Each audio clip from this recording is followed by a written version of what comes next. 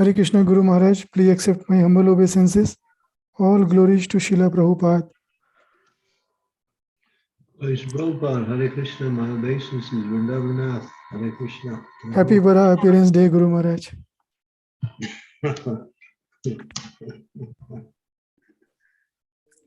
Yes. So Guru Maharaj, we will be covering on Varaha Appearance Day today, or Yeah. we'll continue? Chapter 13 Yeah. of the third canto. And go to verse number 15. Yes, Guru Maharaj.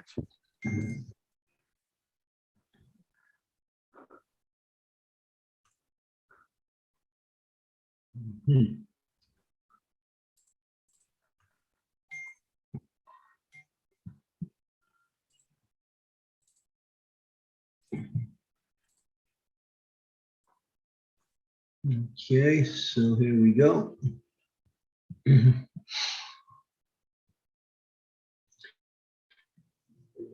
Om Namo Bhagavate Vasudevaya. Om Namo Bhagavate Vasudevaya. Om Namo Bhagavate Vasudevaya. Yeroka Sarva Bhutanam Mahimagnam Mahambasi Yasya Udarane Yagno Deva Devya Vidiyatam. O Master of the demigods, please attempt to lift the earth, which is merged in the great water. Because it is the dwelling place of all living entities, it can be done by your endeavor and by the mercy of the Lord. For the great water mentioned in this connection is the Garbhodak ocean, which fills half the universe. Next verse.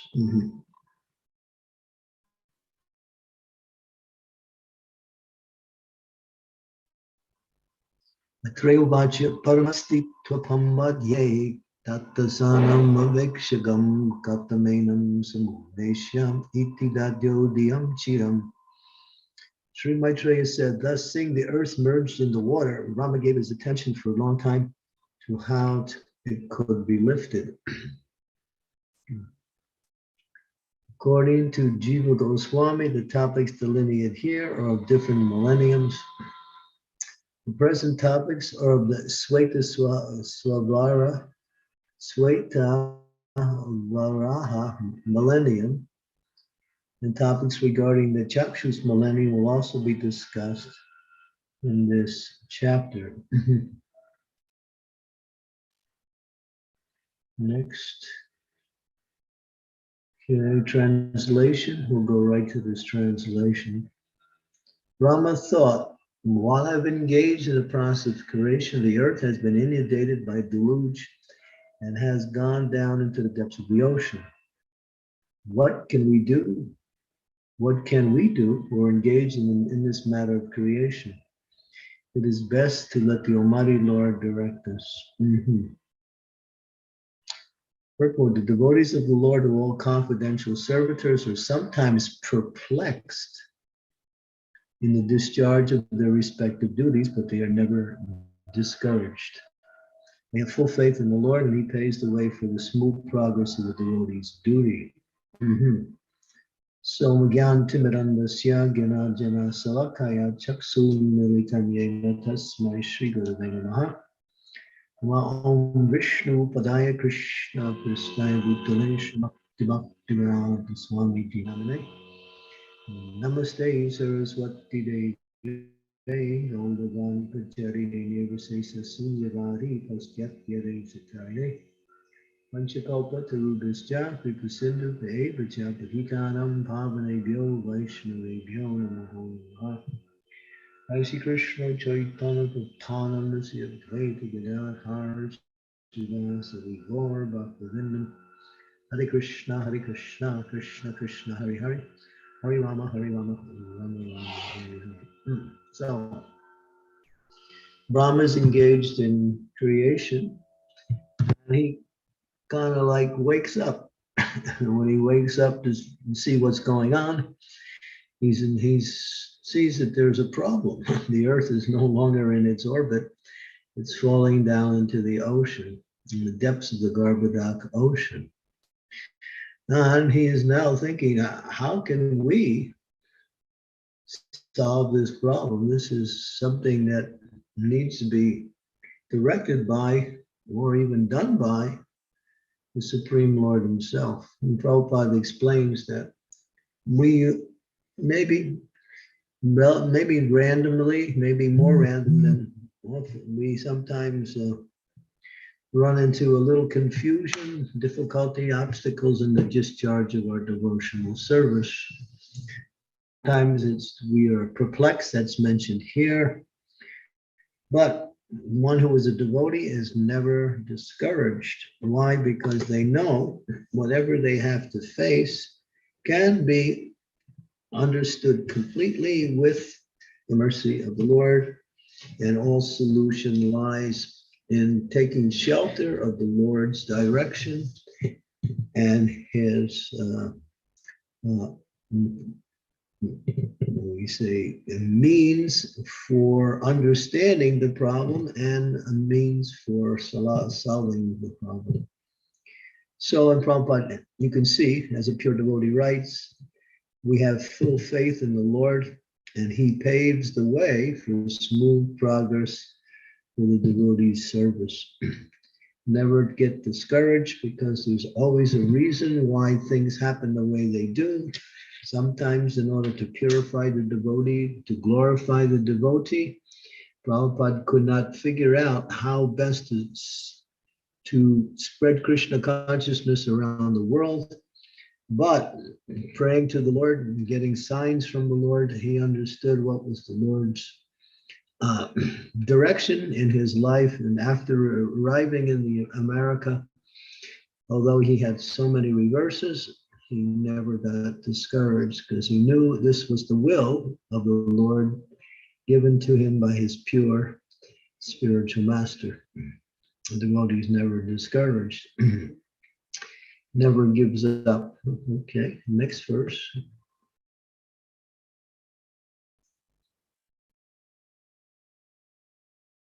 While he's thinking, Brahma's engaged, a small form of a boar comes out of his nostril. The measurement of the creature was not more than the upper portion of a thumb. Here's the appearance of Lord Varaha. He came out very small, came out of the nostril of Lord Brahma. Next verse. While Brahma was observing him, he's wondering, what is that creature who has come from my nostril? That boar became situated in the sky in a wonderful manifestation, as gigantic as a great elephant. Next verse.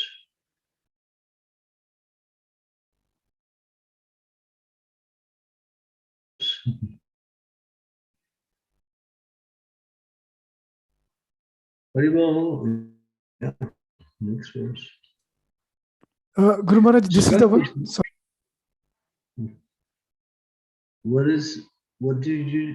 Could you repeat what you just said? Sorry, Guru Maharaj. No, I did not want to interrupt. No, it was just, I was saying this is the next verse, Guru Maharaj. Maybe some bandwidth issue. Struck with wonder at observing the wonderful boar-like form in the sky, Brahma, with the great Brahmanas like Marichi, as well as the Kumaras and Manu, began to argue in various ways. Who is this creature? Next verse. He's huge, a boar. Is this some extraordinary entity come in the pretense of a boar? It is very wonderful that he has come from my nose. Brahma sees it is wonderful. He can understand that. First of all, this boar was seen no bigger than the tip of a thumb, and within a moment he was as large as a stone. My mind is perturbed. Is he the Supreme Personality of Godhead? Since Brahma is the supermost person in the universe, he had never before experienced such a form. he could guess that the wonderful appearance of the boar was an incarnation of Vishnu. The uncommon features symptomatic of the incarnation of Godhead can bewilder even the mind of Brahma. Om Gyanti Mirandasya Ginarjana Salakaya Chaksu Unmilitam Yena Tasmai Sri Gurave Namaha Nama Om Vishnu Padaya Krishna Prasthaya Bhutale Srimati Bhaktivedanta Swami Tinamine Namaste Saraswati Deve Gauravani Pacharine Nirvisesa Sunyavadi Pastyatire Satarine Vanchakalpatarubhischa Kripa Sindhu Bheva Chapatitanam Bhavane Vaishnave Namo Namaha Jaya Sri Krishna Chaitanya Prabhu Nityananda Sri Advaita Gadadhar Sivasadi Gaur Bhaktivinoda Hare Krishna, Krishna Krishna, Hare Hare, Hare Rama, Rama Rama, Hare Hare. So it's interesting. The Lord, he takes on the form of a boar, but he's not a boar. He's the Supreme Personality of Godhead. The Lord is all powerful, and he appropriates a particular form according to the particular mission that he is about to engage in. He dives into the ocean. Now the ocean, and the very bottom of the ocean, we all know this. Of course, we hear about it. Maybe we don't have direct experience, but we know that the bottom of the ocean is a very filthy place. A lot of times people throw things into the ocean and it sinks to the bottom. If you could go to the bottom of the ocean and see what was in the bottom of the ocean, you would be surprised and maybe appalled. At the same time, you would be wondrous. There might be big ships full of gold that were sunk, lying in the bottom of the ocean, still there. You can't ever tell. The bottom of the ocean is so vast, no one can reach the bottom of the ocean. Usually it's at least a mile or a mile and a half down, even maybe more in some places.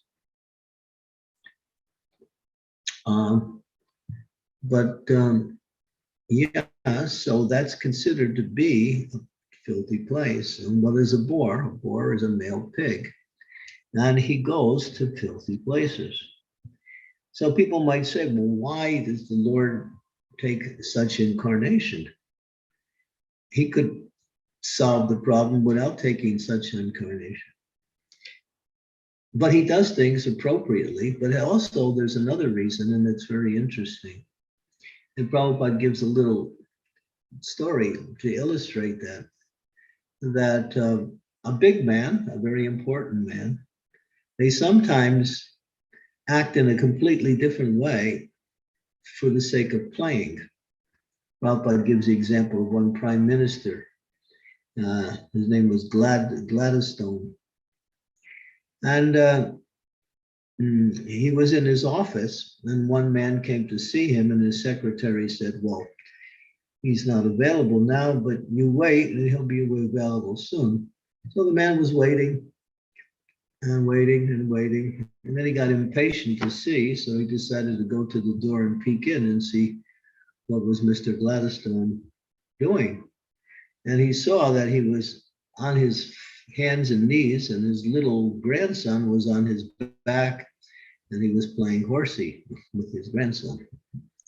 So here, a big prime minister, but when it comes to play, he's playing with his little grandson, and he acts as a horse. So Prabhupada said, yeah, for the sake of playing, for the sake of enjoyment. The Lord may take on a particular form just for his own transcendental pleasure. Takes on the form of a lion. He takes on the form of a turtle. Takes on the form of a fish. He takes on the form of a boar, as we mentioned here. He has unlimited forms, but they're all the Supreme Personality of Godhead. So just like when he appears in this world, he appears as Krishna, and he takes on a human-like form. So all of his living entities are created by him through the material energy, and they have different forms.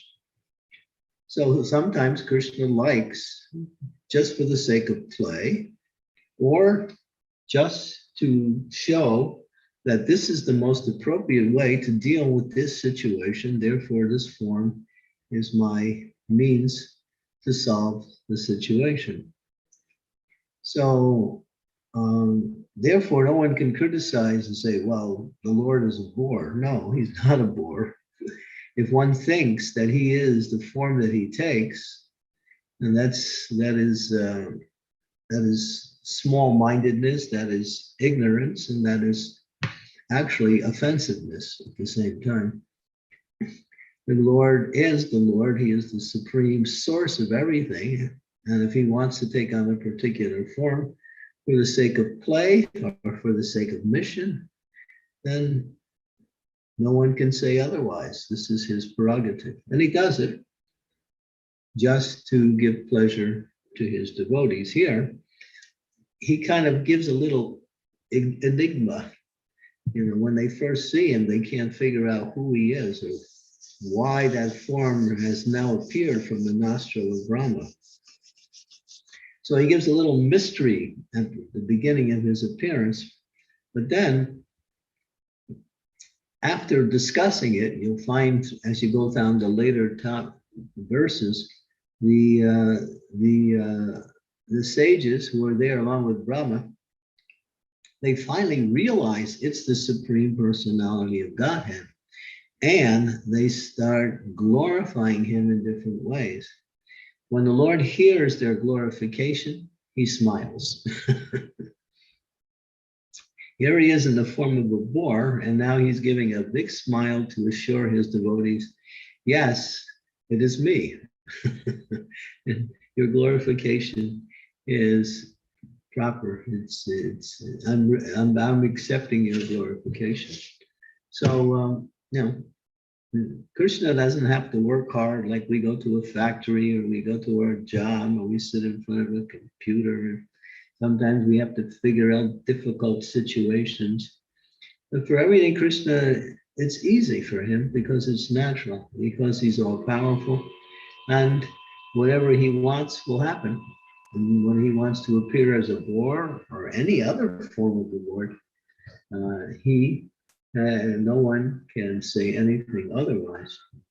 If they do, they don't know the nature of the Lord. Or the nature of the Lord is that Ananda Chinmaya Rasa.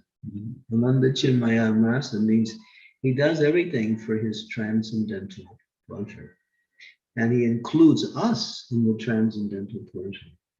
We try to find pleasure in things of this material world through various types of relationships, through various types of activities, where everyone is trying to find pleasure. And then as society continues on, people who have some position in society are always trying to create new and new ideas where people can enjoy the material energy in a variety of ways.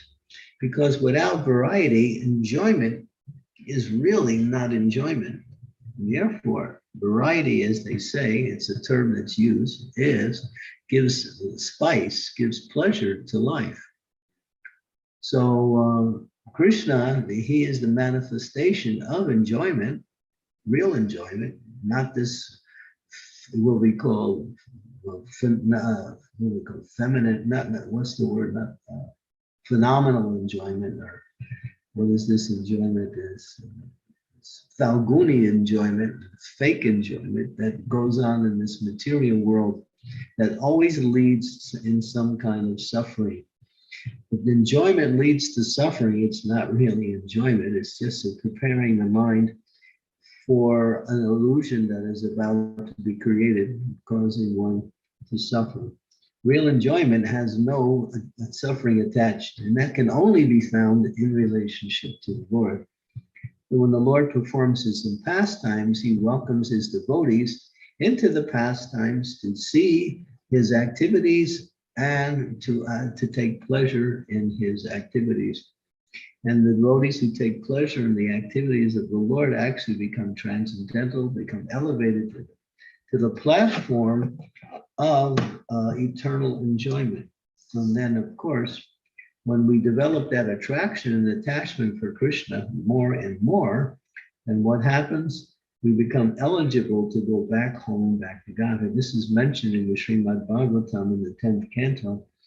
By hearing and absorbing oneself in the activities of the Lord in his different incarnations, then one actually becomes purified from all material desires and develops attraction to the Lord. And in that attraction comes the attachment, and then that attachment leads one to absorption in all spiritual activities centered around the pastimes of the Lord, which are the highest form of spiritual happiness.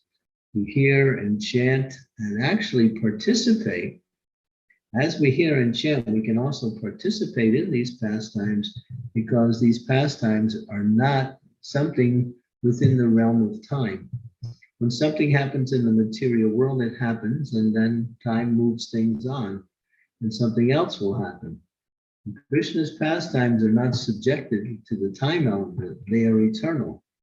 And therefore, anytime anyone connects with these pastimes in a devotional way, then gradually one can actually experience the happiness or even the activities that are going on in the Lord's interaction with fighting with the demons, dancing with his girlfriends in Vrindavan, playing with his friends in Vrindavan. All of these activities are available for the devotee to take part in as we become more and more purified and absorb ourselves in hearing and chanting these glories of the Lord. And the Lord also, although he appears in certain incarnations that we know of, because the Bhagavatam mentions a few, and then there are others mentioned in other parts of the Vedas, but there is a statement in the Bhagavatam where Srila Prabhupada writes that the Lord incarnates in every species of life, all 8,400,000 species. He comes in those other species, other than his actual pastimes, he comes simply as the best in that species. In other words, he may come as an ant, and he'll be the best ant in a colony of ants, and all the ants will go around him. And therefore, these ants become purified because of their association with Krishna, who appears to be just one of them, but even very special. All the ants are automatically attracted to his association. And why does he do that? To push these living entities further along on the evolutionary scale. When they get that association, they move faster and quicker through the evolutionary scale, because the idea is to go to the point of reaching human form of life, and then in the human form of life, which is the rare form of life, although we don't see it, it is the most rare form of life. And then one can practice devotional service and go back home, back to Godhead, which is the ultimate goal of life, and the ultimate situation of happiness and knowledge. So the Lord, now he's become a boar, he dives into the ocean, picks up the earth on his tusks, and now the demon, who Prabhupada explains how nowadays the demons are disturbing the balance of the earth by drilling for oil. But years ago, that same disturbance was caused in such a drastic way by Hiranyaksha, who was one of the fallen gatekeepers, Jai and Vijay, from the Vaikuntha realm. Now this powerful demon, who has become a demon, is exploiting the earth for gold. He wants as much gold, and he takes so much gold out of the earth, it destroys the natural balance of the earth. and the earth slips from its orbit into the Garbhodakshaya ocean. Now Mother Earth is in danger. Brahma can't solve it. He meditates on the Lord appears, dives into the ocean, picks up the earth, and he also impregnates the earth when he touches it with his transcendental form. And a particular child was born later on known as Bomasura. His name was actually Boma, but he got into bad association with another demon called, let me see, I can't remember, Naraka or something. And in that association, he became a demon, although he was the son of the Lord, born from the touch of the Lord's tusks upon the earth. So he was the son of Krishna and the son of Mother Bhumi. But later on, Krishna killed him because he created so much disturbances as a demon. So this is another example of how the Lord is impartial. If a demon becomes a devotee, then Krishna will honor that person. And if a devotee becomes a demon, then Krishna will kill that person if they're lucky. That is, in other words, he kills only special personalities, but he's equal. Samaham sarvabhuteshu name dvaishasti na priya. His equality manifests himself according to how one approaches him. And so if one approaches as a demon, then Krishna will eradicate their demonic mentality by eliminating their body or by purifying them in different ways. Otherwise, if a demon becomes a devotee, then that devotee becomes glorious. Just like sometimes a person will do something wrong or bad, and then that person will change and they'll become glorious, they'll do wonderful service, they'll make so many nice devotees. And but other people who are narrow-minded will look at the devotee and say, oh, 20 years ago, this person did this bad thing, therefore he's bad. Although 20 years or 30 years later, he's preaching, traveling around the world, making devotees, inspiring others, opening temples. They think, well, just like they think, oh, someone did something bad to someone many years ago, therefore that's that person. They fail to recognize the verse, Apichet Sudaracharo Vajate Mamananyava Saru Eva Samantavya Vavel Sahisa. That even if one commits abominable action, if he's engaged in devotional service, he is considered to be saintly and he is glorious. And those who see him in that way are also glorious. So obviously, if someone does something wrong, there is some punishment, some retribution. But that doesn't continue. It's not like some philosophical or religious institutions. They say, well, if you sin, you go to hell and you stay there forever, and that's the end of you. This is idiocy. A person has to be seen in the present tense. What they've done in the past, that has to be rectified. But in the present tense, just like if you did something wrong maybe 10 years ago, and everybody who sees you thinks of you only in what you did wrong 10 years ago. They don't see anything more than that in you. Now, how would you feel? You would think, oh, boy, I did something wrong. I was forgiven for that. I made some retribution. I apologized. And now that's my whole character, although it's happened 10 years ago. And I've never done anything like that in the present or even in the recent past. So yeah.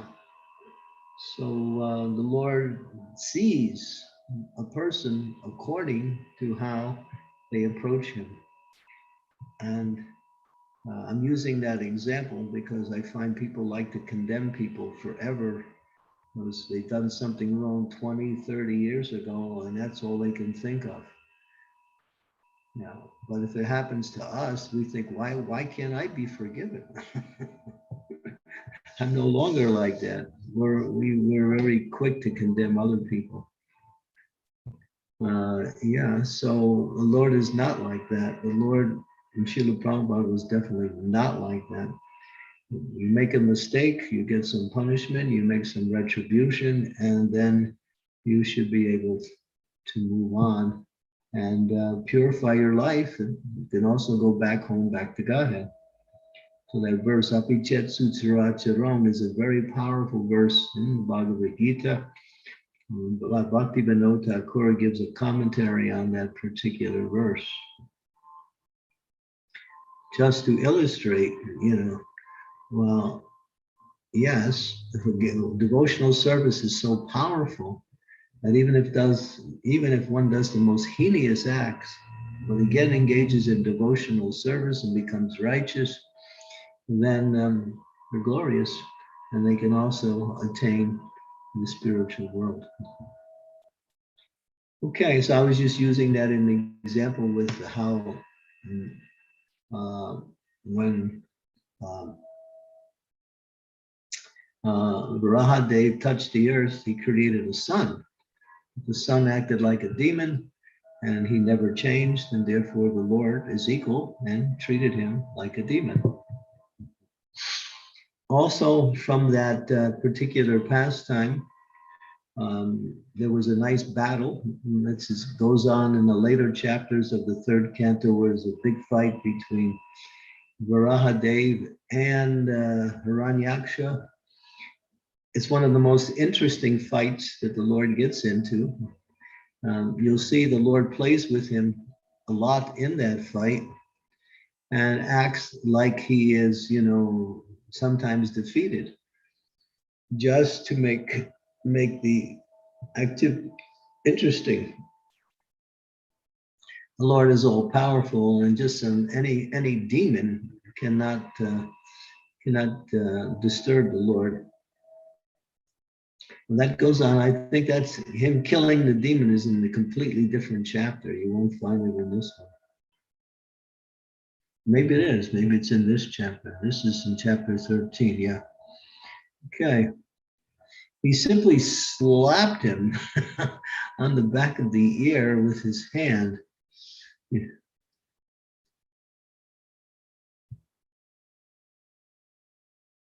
And then the demon went tumbling down, and that was the end of the demon here. As though there was two more incarnations. One, the Lord picked up the earth, and the other one, he killed the demon. So that's mentioned that the white incarnation of the Lord and the red incarnation of the Lord is two Varaha incarnations done at two different millenniums.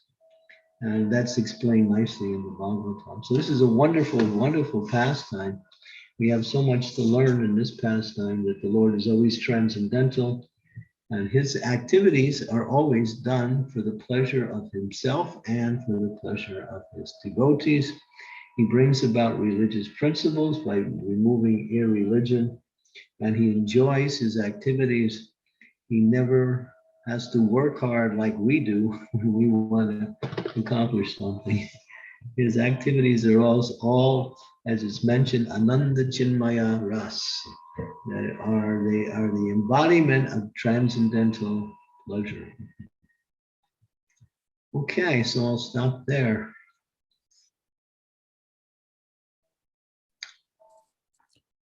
Thanks, Guru Maharaj. Thank you very much for glorification of Lord Varahadeva.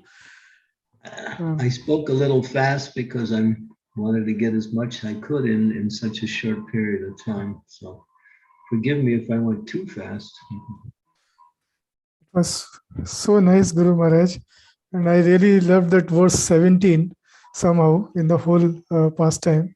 Well, something for me to learn that Brahma is also taking shelter, meditating on Krishna, that now earth is going in the ocean, so I am just taking your shelter, like you please guide us or direct us. And then you gave the example of Prabhupada, that how Prabhupada took the shelter of Lord when lots of challenges were there. I think it's a lesson for us also. Challenges are there, and we have to take shelter of and instructions of our spiritual masters. So that's the. Thank you. Yeah, very nice. Yeah, Prabhupada gives the example. When we become perplexed, then we just take shelter of the Lord, and God, Krishna will guide his devotee to execute his duty in the best way. So Hare Krishna, dear devotees, please, if you have any questions, comments, or realization, it's a very auspicious day today. Please unmute yourself. I can see Raj Prabhu has already raised his hand. Also, in parallel, request every devotee. Today is Sunday, very nice day. Please uh, uh, start your video so you can have darshan of Guru Maharaj, and Guru Maharaj can have also your darshan. So, my humble request to everybody, please switch on your video. And Raj Prabhu, please, over to you. Thank you. Thank you very much, Prabhu. All glories to Srila Prabhupada, all glories to you. Please accept my humble obeisances. Maharaj, I have a stupid question. And I feel stupid asking it. Two stupid questions? Should I give you a stupid answer? No, I want well, you can give whatever answer you like, but it will be a wonderful answer in any case. Okay. When the earth was drowned, what happened to the residents of the earth?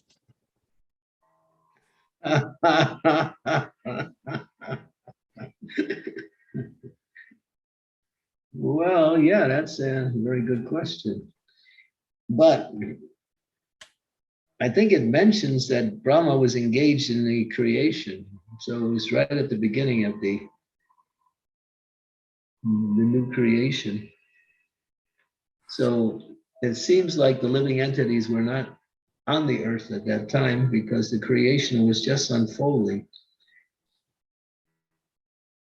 That's what it appears to be when you read the text. It says he was engaged in the process of creation. The living entities weren't on the earth at the time. Okay. Thank you, Maharaj. Yeah, otherwise it would have been mentioned that all living entities died from that, but it doesn't mention that anywhere. But it does say he was engaged in creation. So when Brahma was engaged in creation, he saw that, where he was supposed to place some of the living entities, it wasn't there. The earth was gone. The demon had thrown out the imbalance of the earth by exploiting it for gold. Thank you very much, Maharaj. Okay, was that a stupid answer, or was it a good answer? All of your answers are always wonderful, Maharaj. Okay, thank you.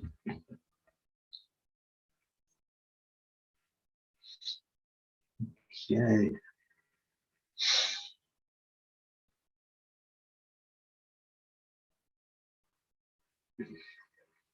Any other questions? This is there's a lot of messages in this particular Leela. I'm going to give class in about 2 hours in Ljubljana for the Sunday feast. I'm asked to speak on the same Leela. So if you want to hear it again, you can tune into the I guess the streaming or the website. I'm not sure how to do that, but I'll be speaking again on this particular Leela. That's at 3 o'clock UK time, 4 o'clock Central European time, and 8:30. I think that would be 8:30. No, Yes. 8:30 India time, Guru Maharaj. 8:30 Indian time, right? IST. Yes, yes. And 9 a.m. Central Time, US Central Time. Yeah. For those of you who haven't woken up yet, maybe you'll be up by then.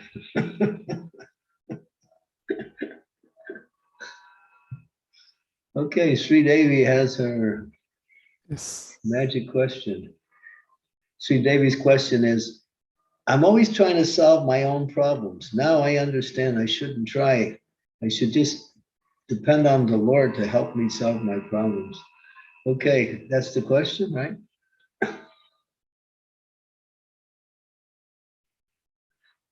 No? Mataji, you're on mute. Sridevi Mataji, you're on mute.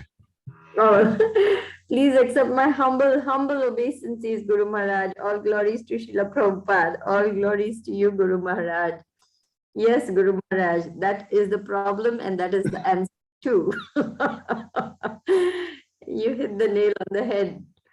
It's uncanny how, anyway, if I say anything, then I'm in trouble. So I will not say anything more on this. Okay, thank you. Guru Maharaj, my question is, I'm following, I think, Raj Prabhu. It's not a very intelligent question. It's a little silly question, but I'm asking it anyway. When the Lord comes as, say, an ant in the species of ants, or he comes as a grasshopper in the species of grasshoppers, it is merely to purify all the other ants or grasshoppers and so on. When the Lord comes like that, simply by his presence, does he purify them so much that they straight away leap to the human form of life, or they just progress a little faster than they normally would, but they still continue to go through the sequence of the evolutionary chain? There's no mention of any details. The statement is given in the Bhagavatam that the Lord incarnates in all species of life and becomes the best of that species to help accelerate the living entity's movement through the different species of life. That's all it says. And Prabhupada mentions it also. He doesn't give any details. What next species they get, or where, do they go to the human form, or nothing is mentioned in that regard. But we do hear, if a dog gets prasadam or a cat gets prasadam or any creature gets prasadam, they skip whatever the chain and they come to their next birth is in the human form of life. Is that correct? Well, prasadam is non-different than Krishna. So it's Krishna in the form of transcendental foodstuffs, which are the principle of mercy upon all living entities. Yeah. So it says that anyone who takes prasadam and gets the human birth in their next life. So that's a general statement. It doesn't apply just to dogs in general. It's in general. Okay. If a non-devotee doesn't do any service, but at least they take prasadam, they'll get a human birth. Thank you so much, Guru Maharaj. My humble obeisances. Thank you for the question. That's a good question, actually. Guru Maharaj, there is one question on the chat from Namrata Mataji.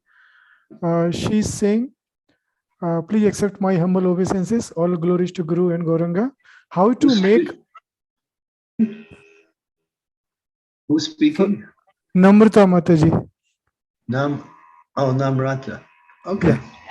Yeah. Question is, how do make our mind understand the difference between interest and importance, as mind mostly run to interesting things rather than important things? Well, we have to learn how to beat the mind. The mind's a rascal. It's mentioned, Bhakti Siddhanta Saraswati says, when you get up in the morning, you have to beat your mind with shoes. And before you take rest at night, you have to beat the mind with a broomstick. He said, only if you do that, you'll be able to control the mind. Now, the mind is always going here and there. It goes anywhere, everywhere. You want to do something, it's somewhere else. You want to chant, it wants to go to sleep. So the mind, so we have to deal with this mind. So we have to practice controlling the mind by directing the mind in the way that towards devotional service towards Krishna. So that takes practice. When Arjuna asked that same question to Krishna, Chanchala himana Krishna pramati pralava dridha tasyaham nigamam maye vayur ida saduskaram. The mind is restless, turbulent, unsteady, O Krishna. I think to control the mind is like controlling the wind. And Krishna answers in the next verse, Abhyasena tu kunteya vairagya chigrihate. He says, yes, you're right, but there is a way, constant practice and detachment. Constant practice means to practice controlling the mind by engaging the mind in devotional service, detaching one's mind from the activities of sense gratification. These two principles are the formula given by Krishna directly. So practice devotional service and practice pulling your mind away from the attractions of material sense gratification. When you practice that, the mind starts to become more and more obedient to your direction. And that obedience is based on the intelligence given to us by the spiritual master, by the Lord, by the scriptures. So it takes practice. It's not a one-time formula that you can just adopt. It's practice.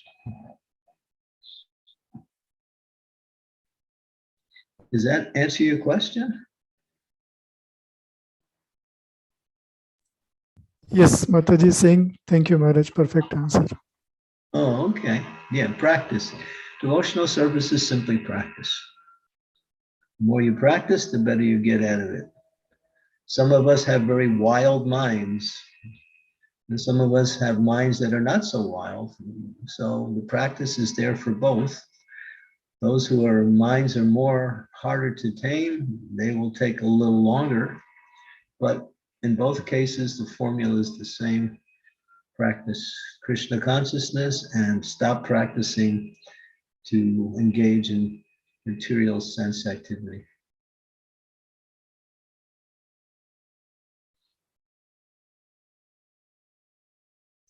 Hare Krishna, thank you.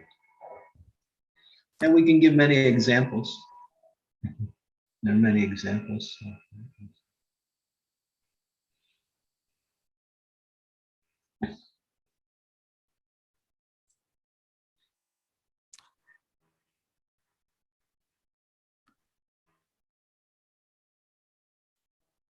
Any other questions? Not yet, Guru Maharaj. Just waiting. I'm sure devotee will be. Okay. We'll wait a little bit, but if there's no questions within the next minute, well, I think we'll have to move on.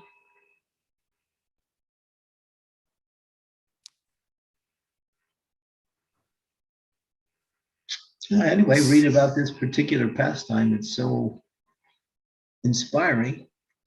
It says devotees really take pleasure when they hear about Krishna's activities as he kills the demons and makes the world more fit for devotional activities.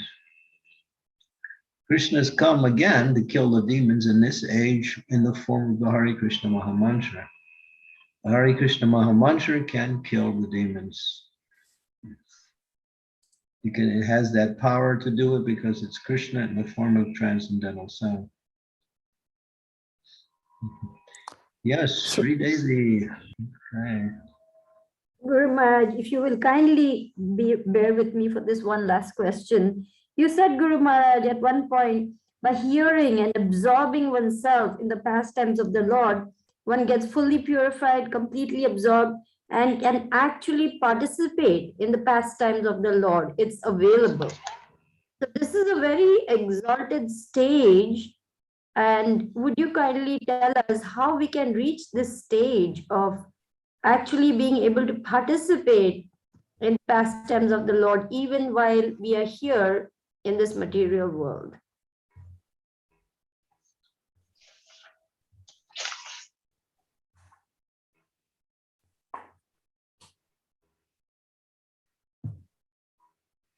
To protect the principles of devotional service, he himself, Lord Krishna, the best of the idols, accepted the pastime forms that have been glorified here in Srimad Bhagavatam. One who desires to faithfully serve his lotus feet should hear of the activities he performs in each of these incarnations, activities that suitably imitate those of the forms he assumes. Hearing narrations of these pastimes destroys the reactions of fruit of work.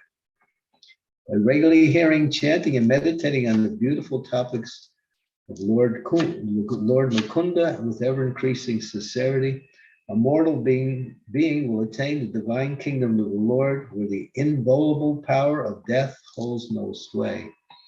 For this purpose, many persons, including great kings, abandoned their mundane homes and took the forest. This is the last two verses in the 10th canto of Srimad Bhagavatam. Wow, that is really powerful, Guru Maharaj. Thank you. Last two verses in the 10th canto of Srimad Bhagavatam. Thank you. Yeah, I would also recommend you read the verse before that. It describes the 5 reasons why Krishna performed his pastimes in this world. But here it says that one can attain the divine kingdom by absorbing themselves, by regularly hearing and chanting and meditating on the beautiful topics of the Lord Mukunda, and can reach the spiritual world. Thank you. Thank you so much, Guru Maharaj. I just read that today.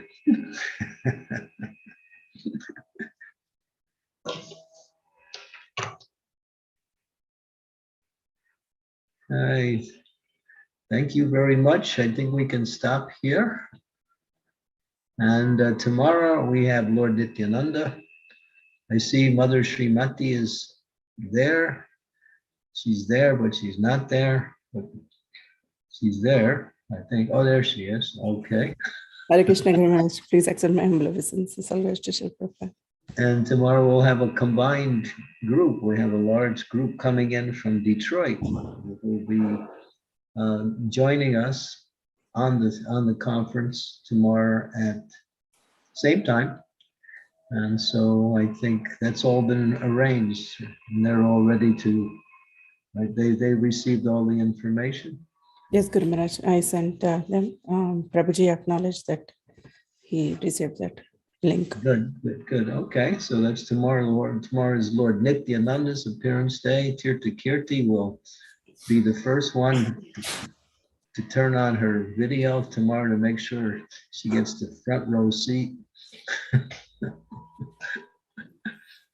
She's a Lord Nityananda addict. It reminds me that there's a group of devotees in Braj.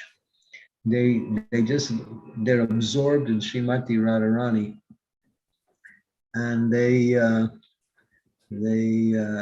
all I can think about is Radharani and worship Radharani, and they like Krishna because Radharani likes Krishna. So I think Tirtha Kirti, she likes Lord Chaitanya because Lord Nityananda likes Lord Chaitanya. She is Nitai pada kamalam koti chandra sushitalam ye chayaya jagat tudriya. Yeah. The lotus feet of Lord Nityananda are like millions of cooling moons that soothe the fire of material existence that are burning the living entities constantly with so much suffering and anxiety. One who takes shelter of Lord Nityananda will feel the refreshing moon of his lotus mercy, making their existence so sweet and happy. Sri Nityananda gives transcendental happiness. And Guru So This Maharaj, we month Lord is have, so Nityananda has arranged for her to live right next to his river. I was told by one devotee today that River Jalangi is Lord Nityananda's river. And he has put Tirthakirti right there, Jalangi Dham. yeah. See, That you is probably, nice. yeah, and I'll be there soon. Welcome. We'll be all happy. We'll be all happy. If you're not sure, just check with Dial Mukunda. He'll let you know what's happening with me. He knows everything. Okay, thank you very much, and we'll see you all tomorrow. Happy Varahadeva, as Vrindavanath greeted me in that way. So we'll end in the same way. Happy Varahadeva's appearance day. And for those of you who want a little bit more, read the pastimes. There's at least 2 chapters full in the Bhagavatam in the 3rd canto. And those who have time, if you'd like, we'll be speaking in 2 hours in Ljubljana. this whole month, Guru Maharaj, is so auspicious. Like starting from Vasant Panchami, every day something is coming. Even now, Nityanand Tridoshi coming, then Narottam Das Thakur appearance day, then Bhakti Siddhanta Saraswati Thakur appearance day, like then few disappearance, Ishwar Puri disappearance. It's like whole month is just like full of festivals. Yeah, and leading up to the Maha festival of Gaur Purnima. Yes, that's true. Thank you, Guru Maharaj. Thank you very much. Srila Hari Hari. Prabhupada ki jai. Anant Koti Vaishnav Vrind ki jai. Yes, yeah.